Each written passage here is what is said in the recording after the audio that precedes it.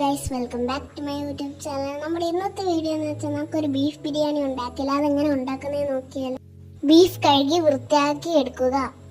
കഴുകി വൃത്തിയാക്കി വെച്ച ബീഫിലോട്ട് മഞ്ഞപ്പൊടി, മല്ലിപ്പൊടി, അത് കഴിഞ്ഞിട്ട് കുരുമുളക് പൊടിയും മുളക് പൊടിയും ഇടുക.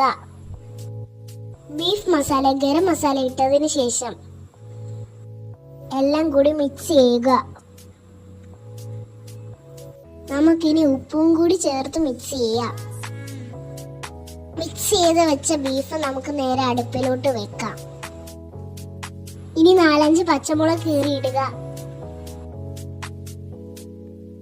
ഇളക്കിയതിന് ശേഷം വേവാനായി മൂടി വെക്കാം. അതത്ര സെറ്റ് ആവട്ടെ. അപ്പൊ നമുക്ക് ബാക്കി കാര്യങ്ങളൊക്കെ നോക്കാം. ഇനിയുള്ളത് നമുക്ക് സവാള വറുത്തെടുക്കാം. ആദ്യം ഉരുളി എടുത്തിട്ട് അതിനകത്തോട്ട്